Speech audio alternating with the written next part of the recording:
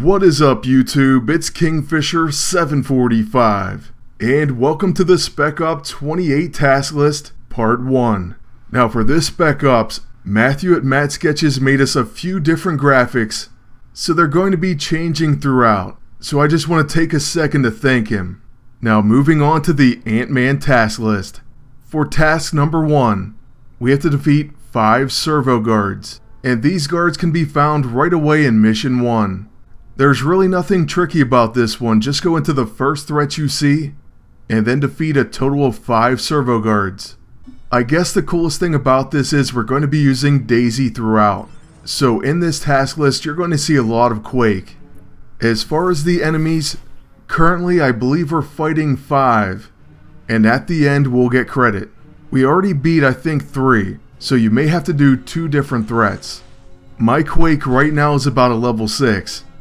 But this was very early on when she was only a level 1. Still, like I said, as we progress through the task, she's going to get more abilities unlocked, and with each one, we get another step closer to PvP.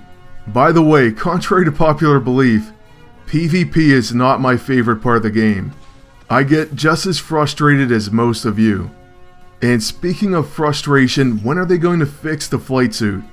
I am dying to try it out. Anyways though, let's think happy thoughts. The San Diego Comic-Con news was incredible. There's going to be so many different spider related characters. And as you all know, Spider-Man is my favorite hero. What I think I will do is, it may end up being on Monday, but I'll make a San Diego Comic-Con news video. And I'll share everything I found out and my thoughts. So just stay tuned for that one. For now, we're going to try to get caught up on the task list, and so we'll do the first part today, and hopefully the second part tomorrow.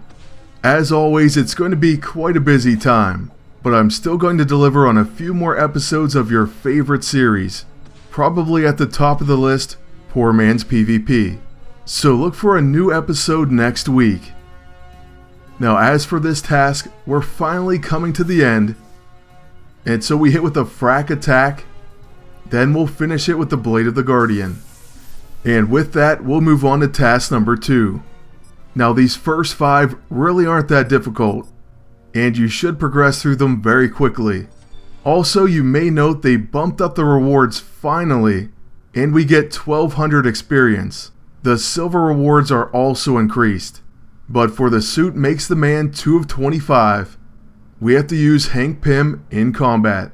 He's going to be a team up in Mission 1, but if you already have him, it's going to make it much easier. In fact, if you do, you can just take him into any battle and use him in combat. Once again, we're fighting in Spec Ops Mission 1, and we've teamed him up with Quake.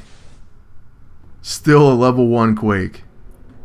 We're going to try to get through this battle as quickly as we can, because really, there's no objective. You just have to use Hank Pym in combat.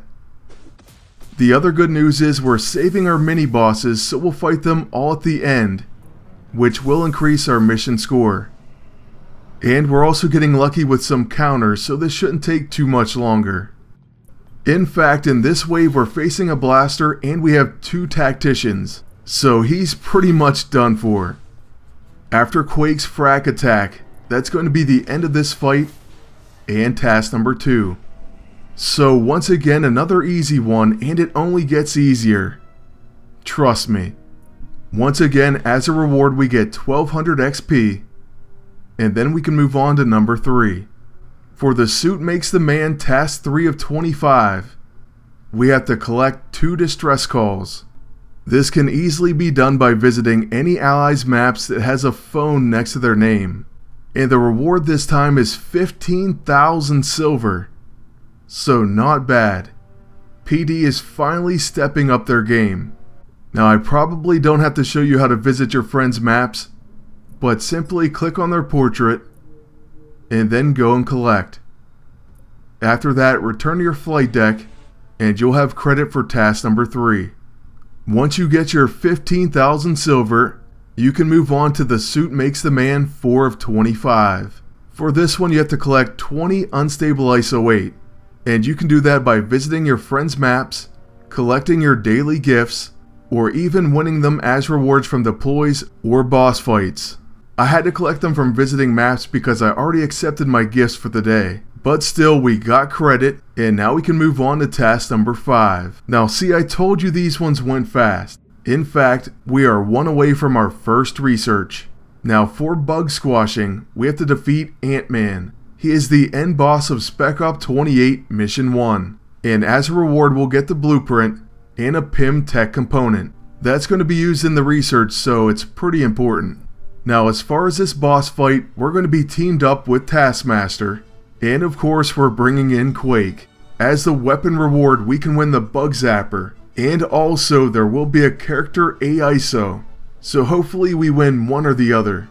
Though, I'm not going to hold my breath. My Spec Op roulette luck is absolutely dreadful. The only thing I may win is the epic boss set piece, which certainly I'll take, but I never ever win the regular weapons. I don't even think it's a possibility at this point. The last one I even remember winning was maybe the Hand of Apocalypse. I mean, that couldn't possibly be the last one, but I really can't recall. Now as for this fight, it's going to go fairly quickly, but there's too many bosses and the end boss, so it's not going to be that fast. Still, this time with Daisy, she is higher than a level 1, so at least there's that. I'm pretty lucky for that because pretty soon there's going to be so much noise I couldn't possibly record. There is actually about to be a fireworks show, and I live fairly close to downtown, so we have to get this done within the next few minutes. For that, we're lucky we have the Taskmaster. He's going to do quite a bit of damage, and of course my agent with his counters. In fact, we're on a counter roll. And then after using the Vigilante Mask, we'll take out the Exoskeleton with the Rapier.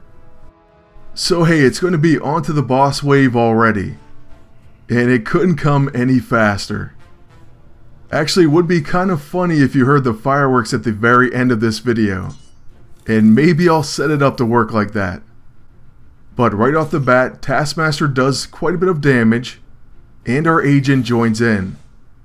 So the boss is almost knocked out. After we get to see one of his abilities, he gives Taskmaster an extra turn, and with that, we'll use a trick shot, which takes him down. So that's going to be the end of task number 5. As our score, we get perfection. Of course, no, I'm kidding.